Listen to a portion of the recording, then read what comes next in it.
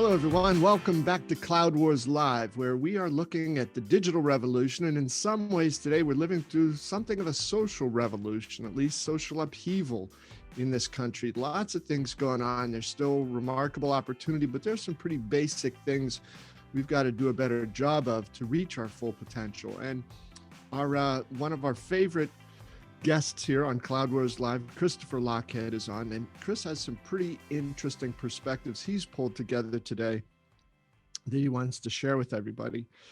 So I'll just tell you in advance, this is not something about business. It's not about technology. It's about something more important than that. It's about all of us and how we need to get through this period of upheaval, unrest, sort of a dark time that we all feel in different ways. How do we try to move forward with that?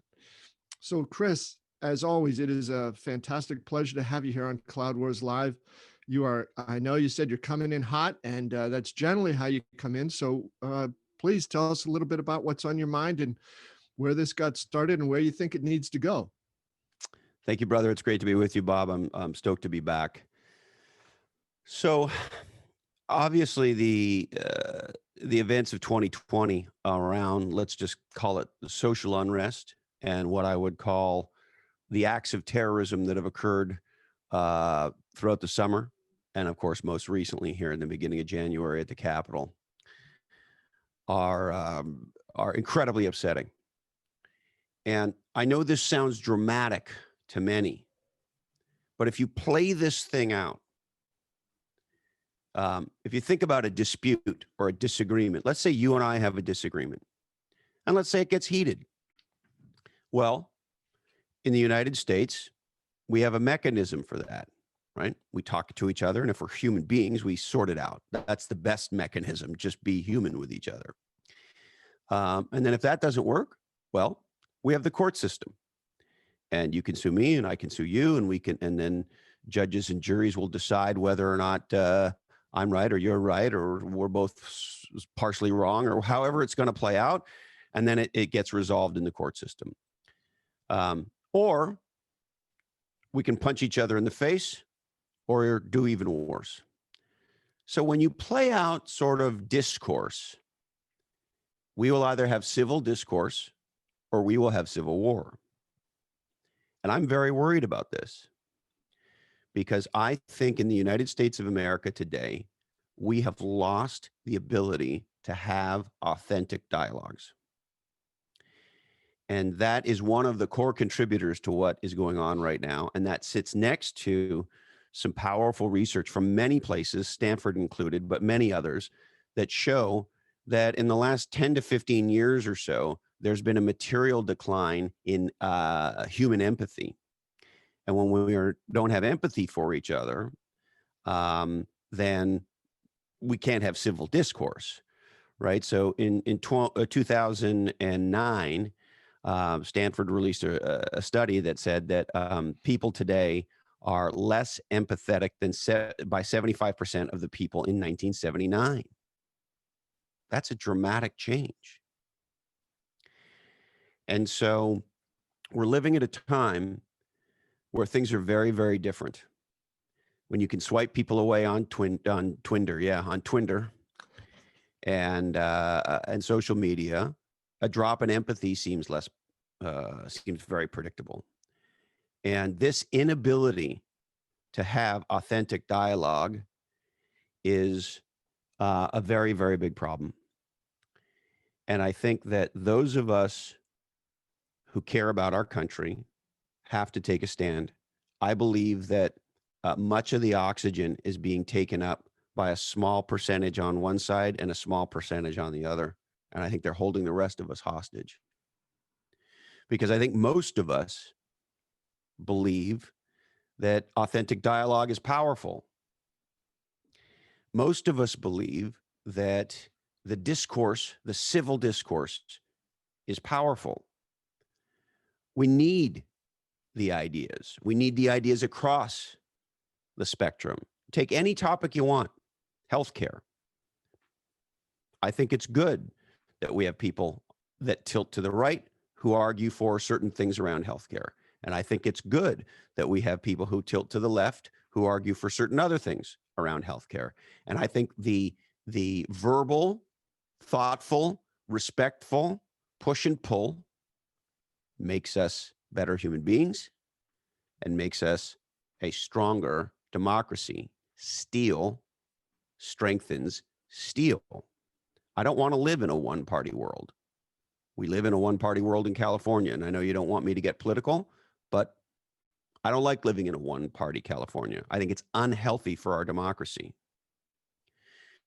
So I think it's time to stand up for people who are in what you might call the radical middle, to say we are not going to allow a small percent. We all know this is a small percentage. I don't know what the numbers are. Is it 5% on the radical left and 5% on the radical right? Maybe it's 10%. That's that. Now, we were talking about my inability in math. If it's 10% on either side, Bob, you put it together, 80% of us don't agree with all of this terrorism and violence and yelling. Did I get the math okay? That was good, Chris. Well done. And so I think it's time for Americans who believe in dialogue, Americans who believe in civil discourse, who believe that we can go and argue it out, who believe what my Nana taught me, which is we can disagree agreeably, even if we get mad at each other. I think we shouldn't question each other's patriotism or each other's motives. We should listen to each other's words and look at each other's actions and have civil debate and discourse. And the degree to which we don't do that is the degree to which we are in the state that we are in today. Chris, you've spent about the last, 5 years of your life trying to foster authentic dialogue. The work you've done, your writing,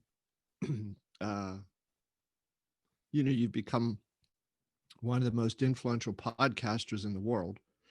So you're not talking about something that around which you have no experience, or that you're just blowing off steam about something. This is something you have felt profoundly.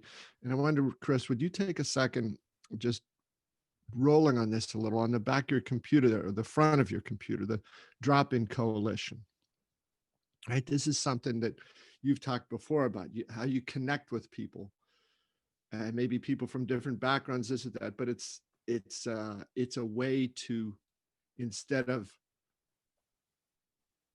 laying more concrete around the things that make us different, how do you try to connect in ways that show a common interest, share a common interest, and maybe lead to a deeper understanding across what had been, separate camps? Yes. I think we've been sold a bill of goods here that there's an us and a them. It's bullshit. Who's the them? Are there really that many Americans other than the small percentage of maniacs, terrorists, and murderers who want social unrest for some crazy, they're so crazed by some insane ideology? Yes. Put that 5% on either side, or 10, whatever it is. It's a relatively small number. And look, we've seen this for a long time. Why don't we have peace in the Middle East?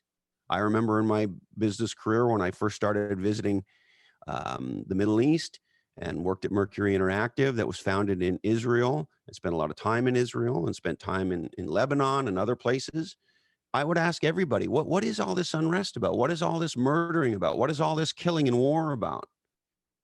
And almost to a person, Bob, they said what I think we're experiencing here, which is a very small percentage of militant fucks on one side or the other have decided that this is what they're going to do, and they hold the vast majority, the silent majority, what I love to call the radical middle, hostage. And I think most people in America are similar. I think most of us, even if we identify with one party or another, have some ideas that tilt a little left and some ideas that tilt a little right, and some ideas in the middle, and et cetera, et cetera.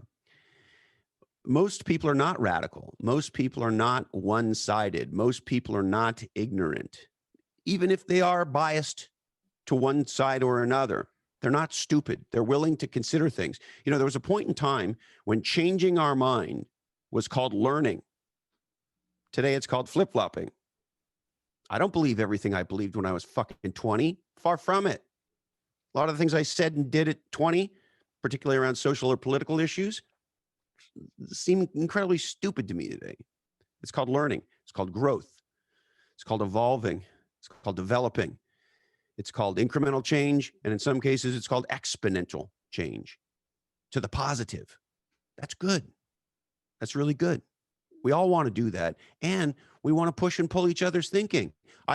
I've been, you know, you mentioned since I started podcasting, as a dyslexic person, reading's really a big commitment for me.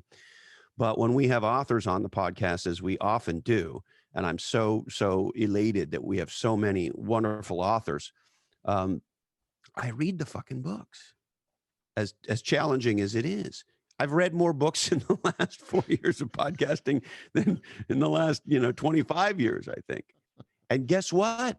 When you read books, you learn shit. I'm obsessed with podcasts. My friend Eddie Yoon, my collaborator Eddie Yoon, would describe me as a podcast super consumer. Well, why am I obsessed with podcasts? Why do I think they're so great? Well, some of it's entertainment, for sure. I listen to some comedy ones and all that, some that are, but you know what? You get to listen to the greatest authors that are alive today, the greatest professors, the greatest entrepreneurs, the greatest scientists. You want to know something really cool? One of the things that got lost last year, this is a diversion, but I forget his name now off the top of my head, but the guy that runs the astronomy department at Harvard came out recently and has now written a book saying that in 2017, he believes we were absolutely visited by an alien spacecraft who came and checked us out and then took off. Well, he's coming on the podcast. That's fascinating. I'm reading his book right now. It's a stunner. And look, I think a lot of us have been interested in aliens and life beyond Earth for a lot of our lives. As a little boy, I watched Star Trek. I think all that stuff is fascinating. And it's one thing when some maniac on YouTube in his mother's basement comes out and says, we've been visited by aliens. It's a whole other thing when the guy who runs the department at Harvard comes out and says, we've been visited by aliens, and here's the proof. And so my point is, human beings love to learn. Human beings love to relate to each other. The biggest punishment we can give a human being is what? Isolation. Yes. We need each other so much that the biggest torture a human being can suffer is being left alone without other human beings. That's how much we need relationships. We need communication. We need to feel valued by others. We need to feel understood by others. And we need to understand others. But this drop in empathy and this drop in ability to have authentic conversations, to go past the soundbite and the tweet, to buy into the bullshit that we've been sold by the hustle porn stars, that it's about being an influencer, that your value as a human being is how many views you get on TikTok. These things pervert people's minds. And worse, they take us away from each other. They don't connect us to each other. And the technology, interestingly enough, has the power to do both. And it does amazing things around both. Facebook on one dimension has allowed people around the world to connect powerfully in ways that they never could before. And denying that is just pure stupidity. And at the same time, algorithm-based echo chambers have perpetuated this myth of us and them, and have destroyed authentic dialogue. Chris, there's a lot of people say stuff about, animals have an intuition about things. And do you find it interesting that 30 seconds before you started to talk about we were visited by aliens, your cat strolled in and wanted to be with you? Well, first of all, this animal that you see is sitting next to me, cuddling up to my arm, is actually our dog Bean. He just looks a lot like a cat. Oh, I'm sorry. I didn't mean to be cattist or doggist or something. he behaves so much like a dog that I just, and I'm a dog person. I've never been a cat person. And so I just refer to him as our dog Bean. I take him for walks. He plays fetch with me. As you can see, he likes to, I don't know shit about cats, but what I've been told is they're aloof and they don't like to be with you that often. He's currently sitting on my arm. I don't know if you can hear this. Hi, Bean. Right up Hi, here. buddy. Can you hear that? He's purring.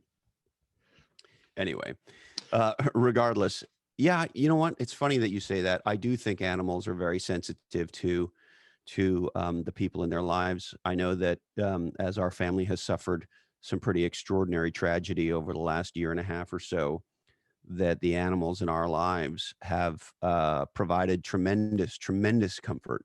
And so I don't know if that makes me corny, but I do think they know. I think they're incredibly intuitive. I think it makes you more human, Chris, more human. And hey, I'm going to take a moment here for a word from our sponsor, BMC.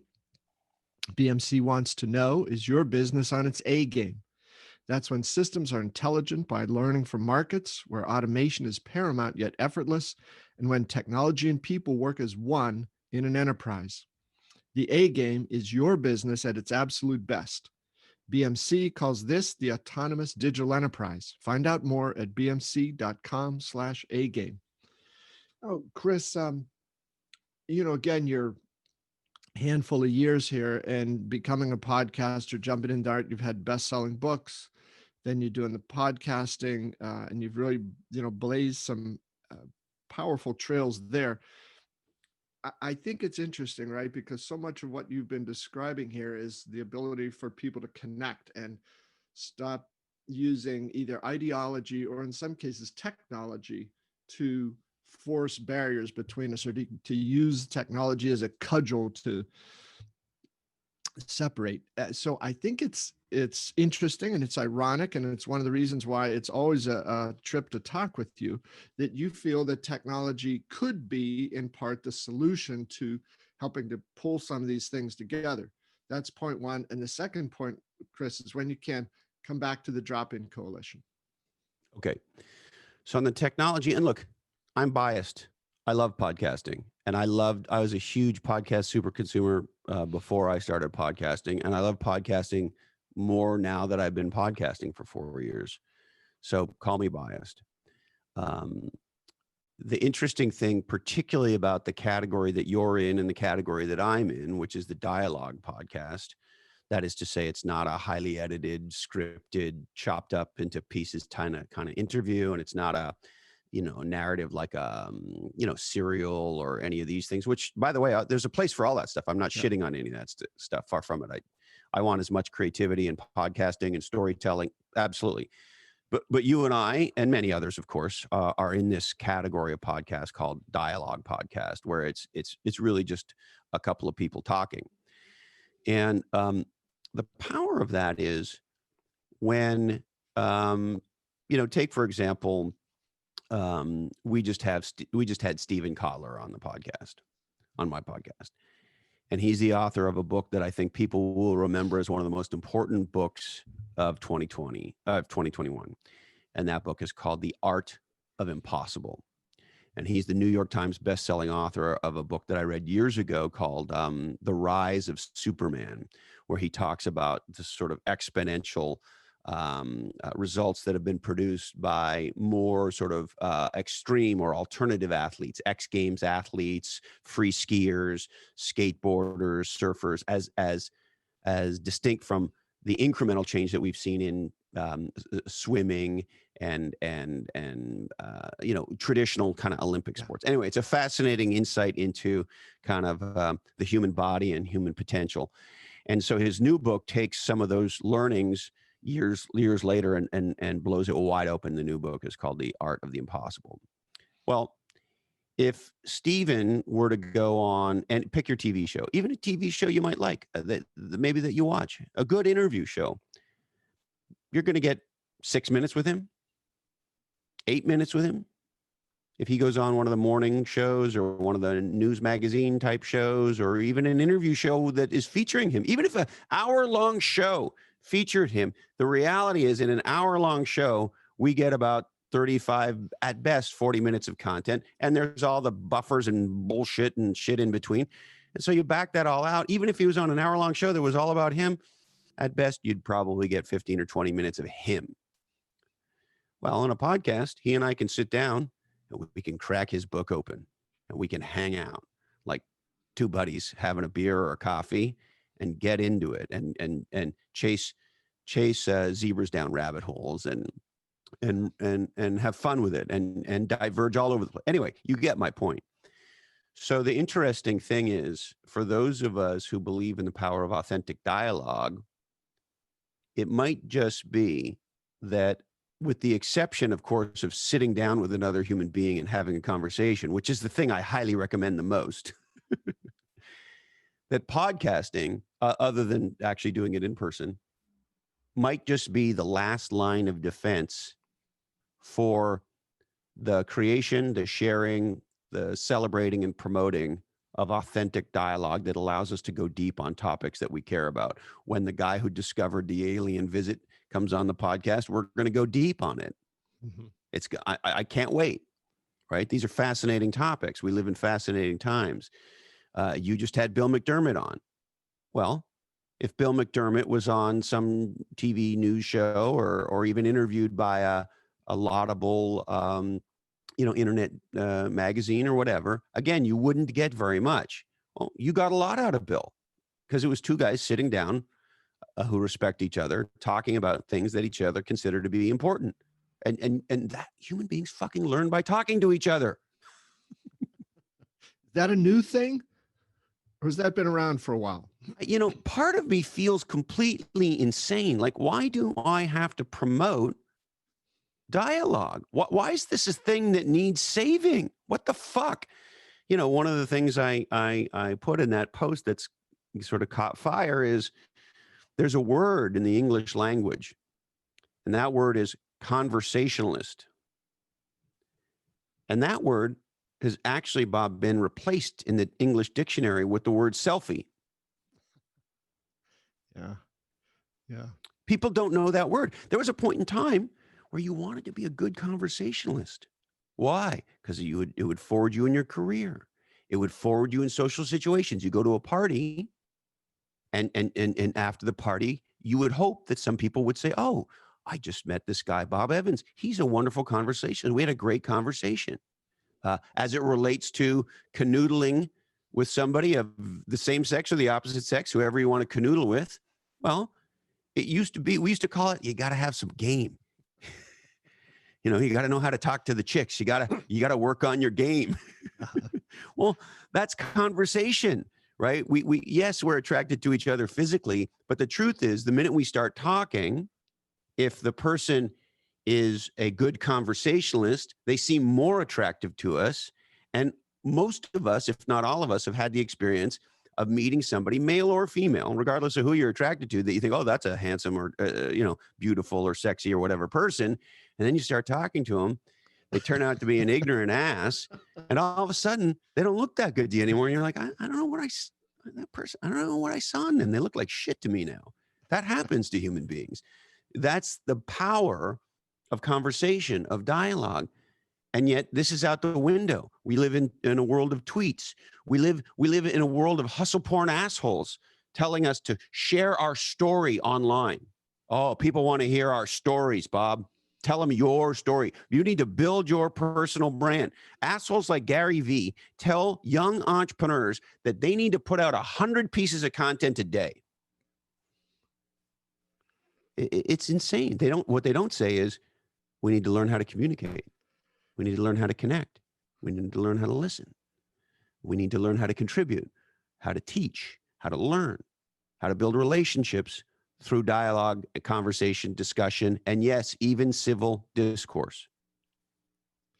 I'd put at the top of that list, Chris, that powerful list you just strung together as listen. Right. And I think some people, you got to have some game. Well, to have the game, you got to know what game you're in. And to understand the game you're in, you have to be able to listen to get a little cue or something from the person that you're trying to have that conversation with. And that's, I think, some is getting lost. And one of the things with social media, right? And I guess the face-to-face analog of this, you can always tell that sometimes when you're trying to have a conversation with somebody, but you can tell all they're doing is watching your lips. They don't hear a effing word you're saying. They're just watching your lips. When they stop, then they jump right in. They haven't heard a single thing. And too much of social media, I think, gets into that, right? The screamers and ranters and ravers and all the tough guys, in their underpants behind the keyboard. It's it's dispiriting. Chris, I want to go back to your point about isolation and the thing that goes on there. We're in a very challenging situation, of course, not just in the U.S., around the world, with the pandemic. And there've been some ups and downs. There's hopefulness, and then numbers shift this way and that way. The vaccines are coming out. Everybody'd like them to be out faster and all this. But my heart goes out, of course, to all the families and people who've lost folks, but to kids, right? We think that isolation's bad for adults. What the heck is happening to kids?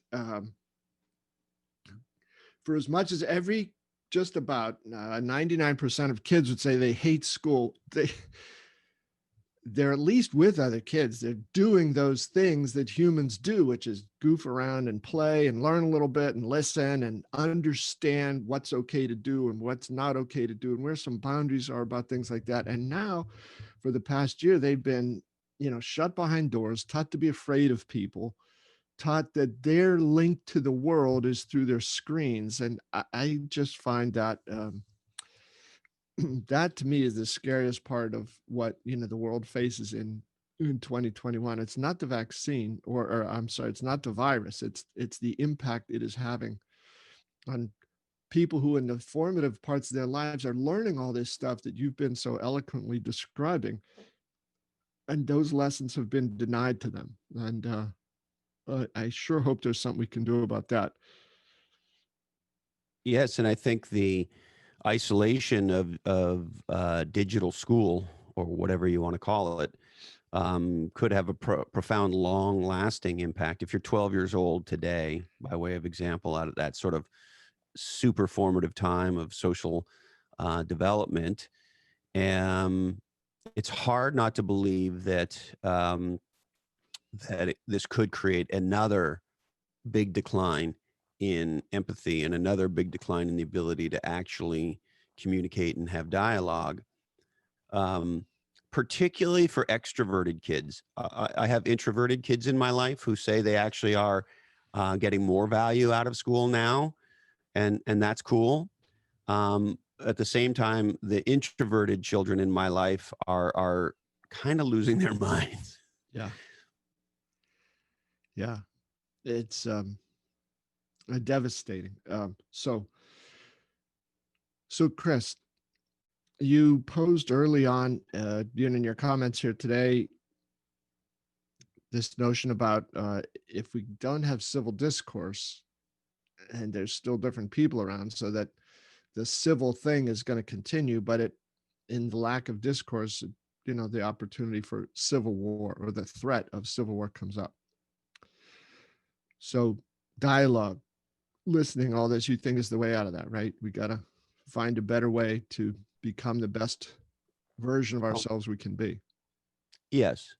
And let's go to a tough topic that sits at the course of the American dilemma right now, racism and inequality. Well, the democracy that you and I believe in is the greatest threat to racism. And another legendary threat to racism is dialogue. Because pick somebody who you might feel negative, pick a group that you might feel negatively towards for one reason or another. Well, when you sit down with those people, you have a coffee or a beer or a meal or a discussion, or you try to get some business done.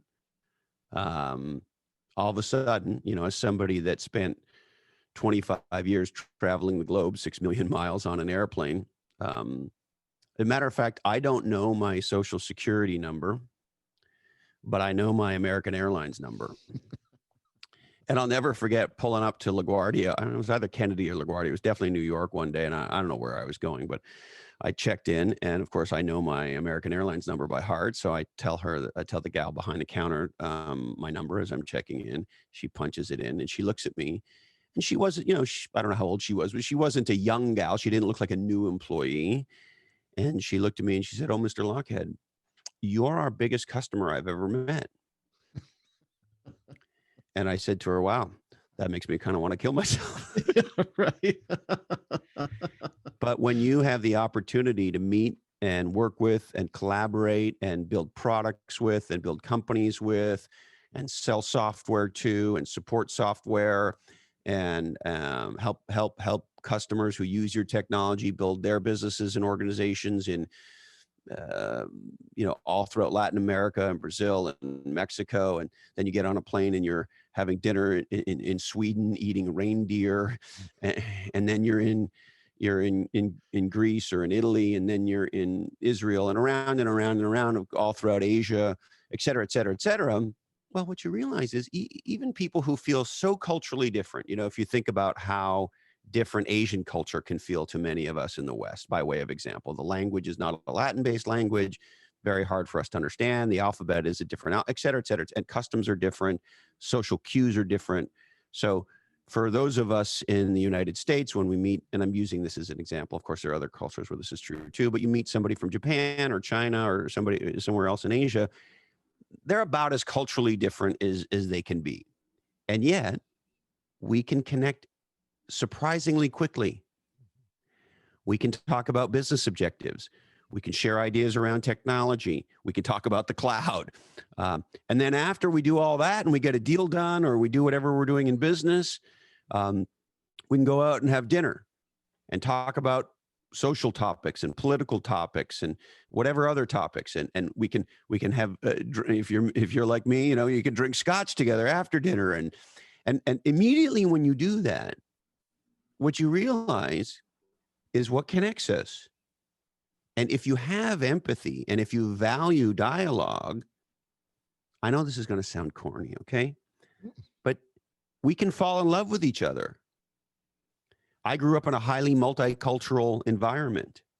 I don't view people who look different or sound different from me as bad. I view them as interesting. And so my point is, I think another antidote to racism is dialogue. It's hard to hate somebody when you're sitting there having a beer with them. Right? And here's the other thing that's happened. I grew up in Montreal, Canada, and I was born in the late 60s, so I grew up in the 1970s. And in the late 60s and 1970s in Quebec, Canada, Montreal, Canada, at one point there was actually martial law declared, Bob, because the fighting between the English and French got that bad. A member of parliament was murdered, and Prime Minister Pierre Trudeau actually called for martial law in Montreal. There were tanks in the streets, and they had to calm that terrorist shit down. And it was really, really bad. And so I grew up in an environment where the French and the English were hating each other and killing each other, and the French tried to separate from Canada multiple times, and It was a time of massive political unrest and a lot of hate based on language and culture. Well, guess what's happened in my lifetime in Quebec? And I'll give you a concrete example in my life. I have 4 step brothers and sisters. My father remarried a wonderful woman, and she had 4 children, and they're wonderful, wonderful. They were wonderful kids when I met them, and they're incredible adults today. To a person, they have all ended up with a francophone, and they're Anglophone. And in some cases, they made people with those francophones. Well, the children of and my sister is married to a French Canadian, my blood sister, if you want to call her that. And my nieces go to a French school. And today, all that's Fonzie. All that's cool. As a matter of fact, it's gone from being, we hate each other, we want to kill each other, to, you know what? This is a great answer. Bilingual kids and I don't have data to support this, so maybe I'm wrong, but this has just been my experience, are smarter than unilingual kids. Because your brain, there are words in French that we don't have in English, and it's the different way to relate and all that. And I'm sure you're the same. When you meet a European who speaks 5 languages, you're like, fuck, I'm such an asshole. Why can't I speak 5 languages, right? And oh, by the way, food. Do you like food? Well, guess what? Indian food is awesome. Chinese food is awesome. Sushi is awesome. And on and on. Italian food's my favorite food from anywhere in the world, with all due respect to my Scottish heritage. I think Scottish food, not so much. Italian food, yes. Sushi, yes. Indian food, yes. Right? Oh, and beer and whiskey and on and on and on and on. And so what happens is when we drop all of the bullshit and we open ourselves up to possibility of other human beings, in some cases we marry them and make people with them, and we experience their culture. And I hate this fucking word, cultural appropriation. What if I want to put on a t-shirt celebrating Bob Marley, or if I had hair and I wanted to grow dreads, why can't I do that? I'm not insulting. This is insanity, right? And so my point is, and you can look at Quebec as a great example. What starts as hate in the 60s and 70s, as the cultures come together, fall in love, and make people and integrate, if you will, their cultures, legendary things happen. And that's happening around the world more now than it ever at any point in time. And I think that's what we need in the United States of America, that mindset. And as far as I'm concerned, it starts with the willingness to have authentic, empathetic conversation and dialogue. Couldn't agree with you more, my friend. Couldn't agree with you more. Very well said, Chris. And so you've got that. You had a post. It's on both LinkedIn and Facebook. Stirring up. Yeah, there was a short version of that, and I'm going to publish it now on our website and on Medium. It'll be out in our newsletter, and so forth. And maybe if I follow your different Lochhead.com. Lochhead.com. Okay. Yeah. And there's also a book I'd like to promote if I could. I don't know him. I'm hoping maybe I can get to know him, but as a guy who started a business at 18 with no experience, no relationships, no money, and no nothing, I could only learn by seeking out mentors and coaches, and of course by reading. And even though reading's tough for me, I do love it. And one of the books I read early on in my 20s, Bob, was written by an MIT professor, Dr. Peter Senge, and he's still there. And he wrote a book that's a landmark book. You might remember. It's called The Fifth Discipline. Mm-hmm. And the subtitle is something like The Art and Science of the Learning Organization. And if it's not that, it's close to that. And it's sold zillions of copies. And one of the things that he promotes in there is, if we want to have a learning organization, we need authentic dialogue. And he underscores something that I think is more important now than ever before. And that is that when many people think about conversation or dialogue, the paradigm in their head, their mindset, is a win-lose paradigm. So let's say you and I are going to talk about immigration, and you have a point of view and I have a point of view, and there's some overlap and there's some disagreement, let's just say. Well, when we get to the disagreement part, there are many people who would be trying to get the other person to agree with them and admit that I'm right and you're wrong. And Senge says that's a broken paradigm. That what we're doing in an authentic dialogue is we're trying to learn about the other. Okay, so tell me why you feel that way, Bob.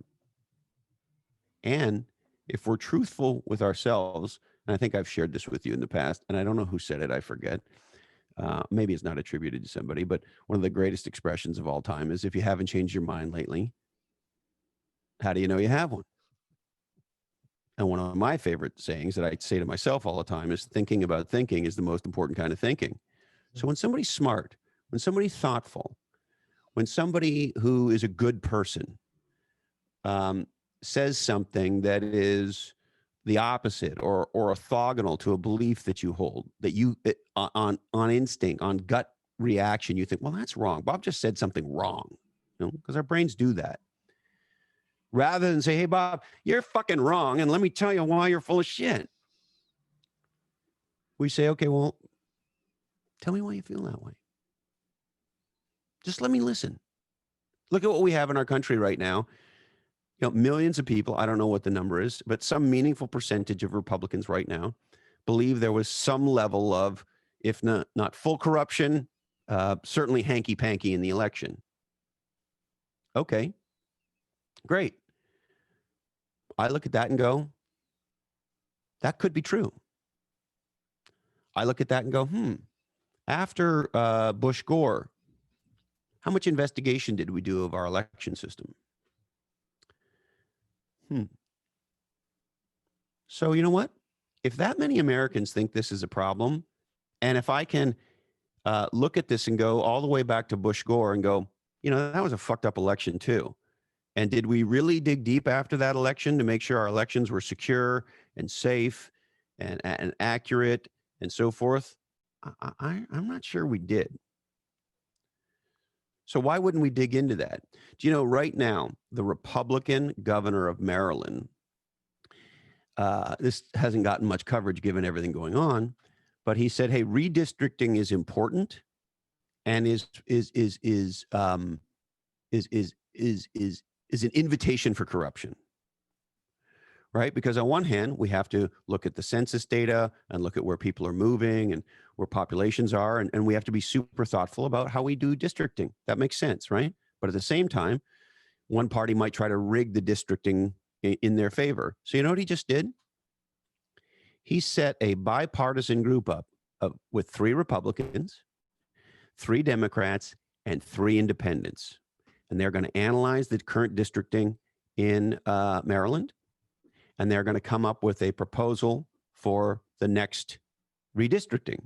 And they're going to do it in a transparent way. And they're going to publish their results. And they're going to tell people why we're taking this district and morphing it a little or whatever it is they're going to go do, right?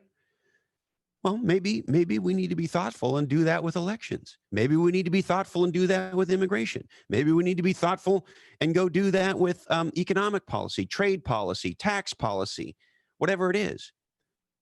We need transparency.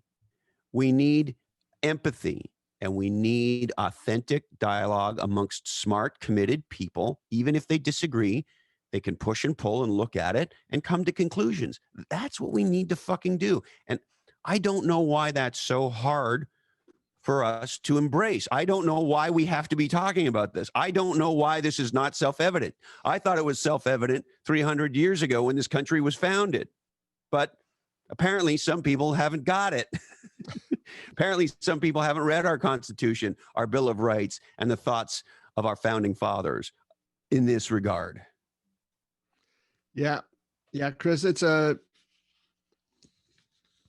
something we need to revisit. It's something we need to take to heart. And thank you for raising some very, very important, very personal, wide-ranging, significant issues, right? That, as you said, they seem obvious, they seem evident. But as you and I have talked about before, I think that so often in the business world, but here in our personal lives, things that seem to be very obvious, they aren't. And it's easy. Somebody says, well, that's obvious. Well, then why hasn't somebody done it before?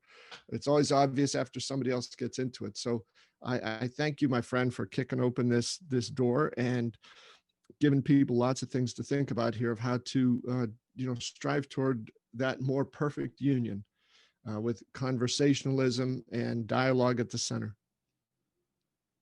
Thank you, brother. Chris, could you also please introduce us to your friend? I think you mentioned the name, but he's been such a star on the show. This is Bean. Hi, Bean. And he's a rescue. And my brother-in-law, Michael, and my 12-year-old niece, Quinlan, found him and his sisters and brothers in a bush, newly born and dying, not too far from their house. We don't know if they were abandoned or just born in, outside or whatever it is, but they found them.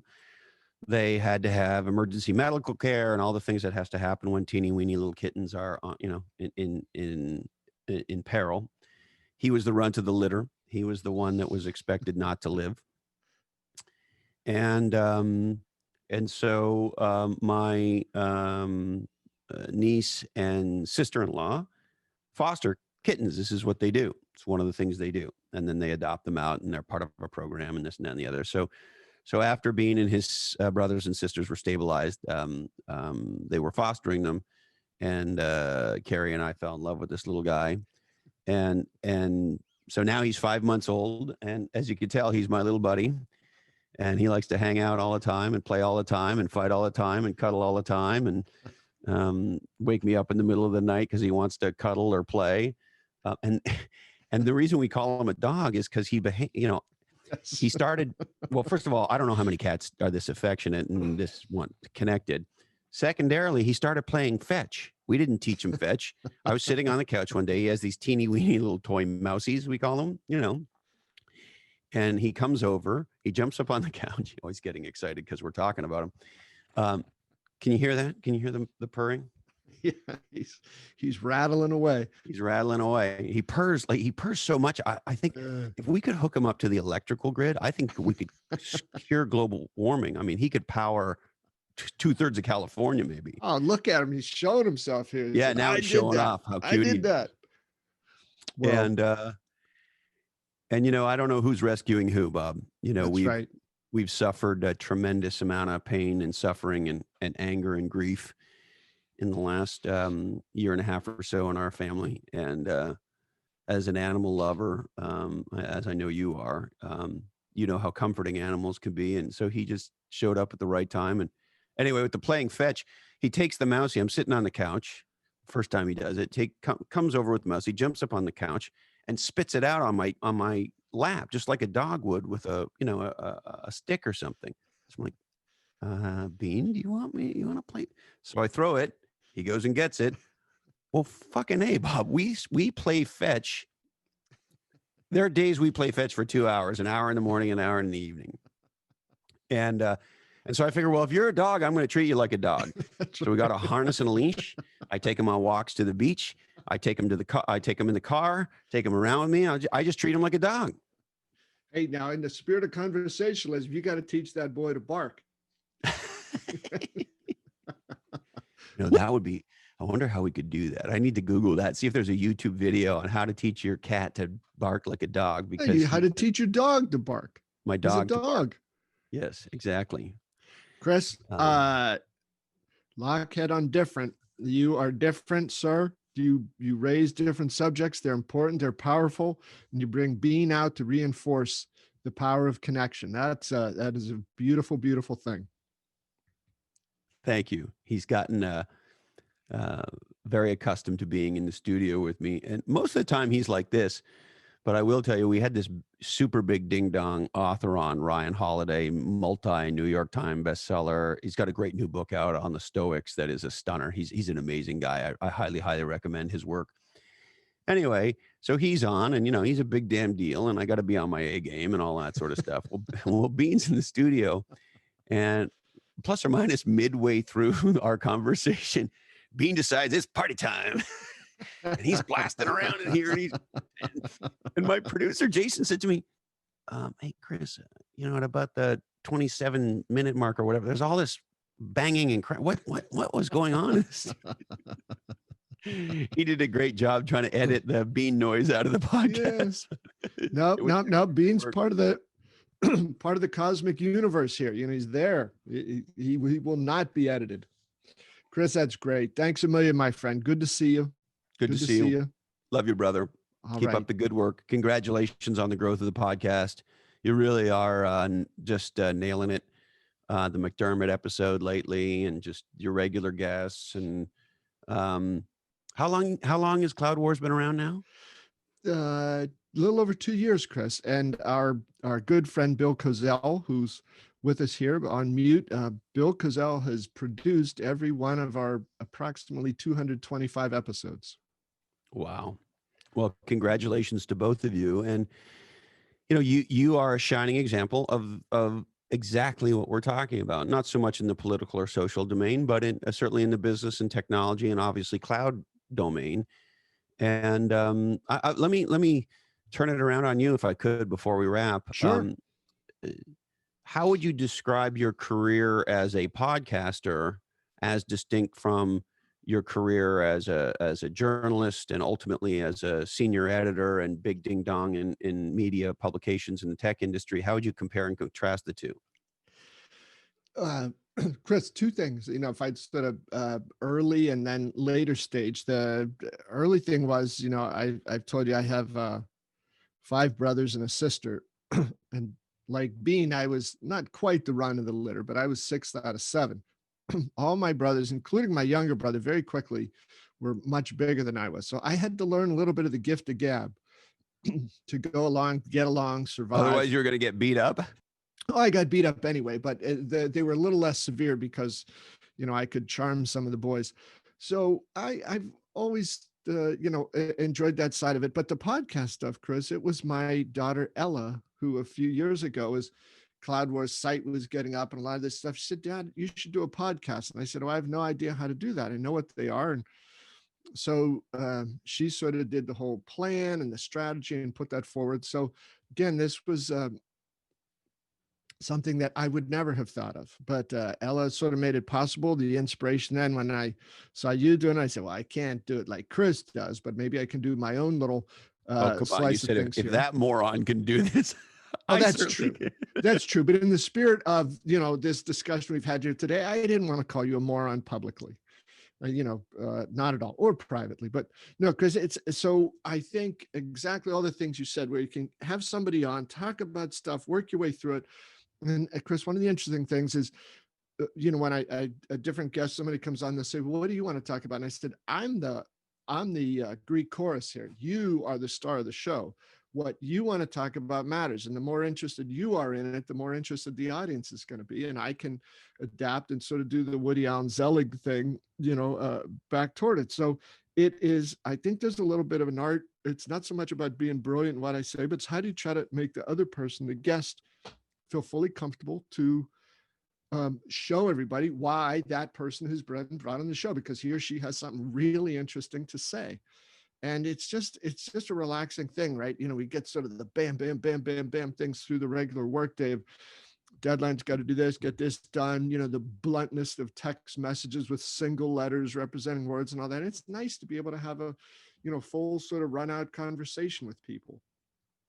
And if you come on and say, well, I really want to talk about these 5 things, and you get to 2 or 3 of them, but they were really done in a deep and interesting and engaging, authentic way, that's a pretty good win. It's not that you missed 3 topics, it's that you killed it with these 2. So it's a great alternative medium in some way that I think can do stuff that no other medium can do, right? And the TV didn't kill radio. That podcast is probably like you have said, it's the art of conversation, and I just think it's been a blast, and to have people like you on it who are master conversationalists. May I say, he's got game. That it's a treat. It is a treat. Well, thank you. And can I tell you a little secret? Sure. I'm probably not allowed to say this, but so a year ago, February, an entrepreneur named Steve Osler, who's a podcaster, very, very successful podcaster and entrepreneur, passionate about podcasting, said, our category, our industry has exploded. And when you're this big and this important and this cool and this interesting, as my buddy Monroe Jones, who's a Grammy award-winning music producer, says, he says that podcasts are to the 2020s what rock and roll was to the 1960s. Wow. And so I agree with Monroe. And so Steve decides, you know what? We need a magazine. So a year ago, February, he launches Podcast Magazine.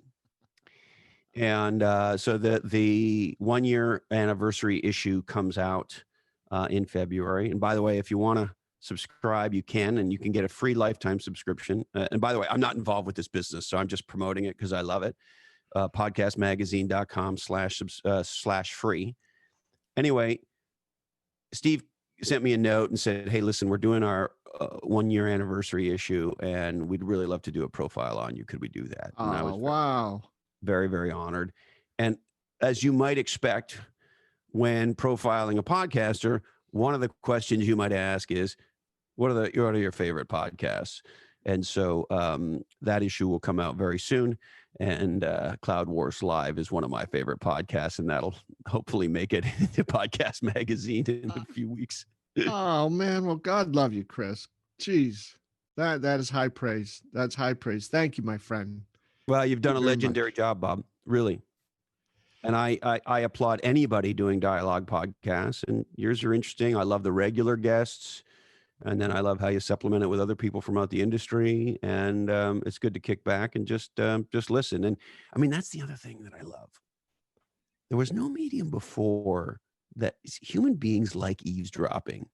We're not supposed to do it.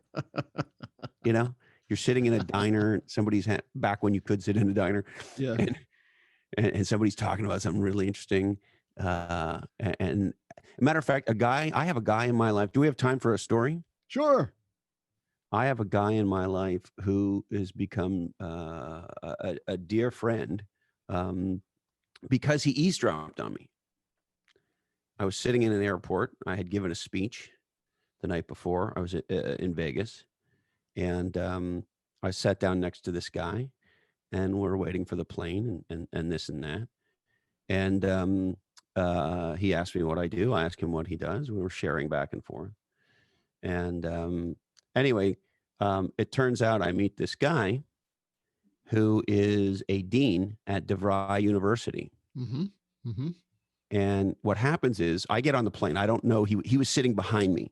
I didn't know he was there. And as I'm getting off the plane, oh, and the other thing is with the Wi-Fi, he Googles me.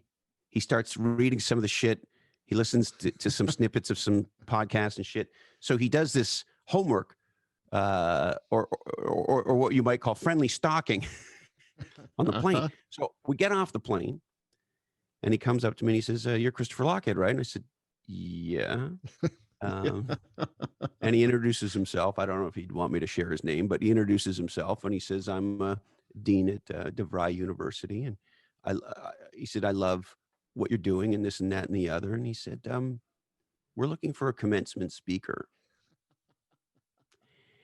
And so I became a DeVry commencement Outstanding. speaker because this gentleman, A, eavesdropped, and B, had the courage to come forward. So anyway, long story longer, human beings like to eavesdrop, but we're not really supposed to. And one of the guilty pleasures, if you will, of podcasting, particularly with a dialogue podcast, is we have this wonderful experience of sitting next to somebody in a restaurant or a bar or an airport and just, oh yeah, that's really cool. Did he just say that? Yeah. Well, Chris, I love that. Good for him for coming up and asking you about that. And if you, my mom had a real eye for not well-known movies, but that were really, really well done. You know, quite small movies usually. Gene Hackman, The Conversation. Yes, I remember that movie. So not every bit of eavesdropping has the happy ending. Yeah, like well. you and your dean from DeVry. So, so great movie, lots of fun. Chris, you're the best. Thank you. Love you, brother. All very wonderful stuff. See it. You folks, thanks to all of you for being with us. He is a special man. We love to have him, and he will. One of the reasons Lochhead on Different is that Christopher talks about things that the rest of us often don't. And he does it in a way that's human and powerful and special. So thanks for being with us here on Cloud Wars Live, folks. We'll see you next time.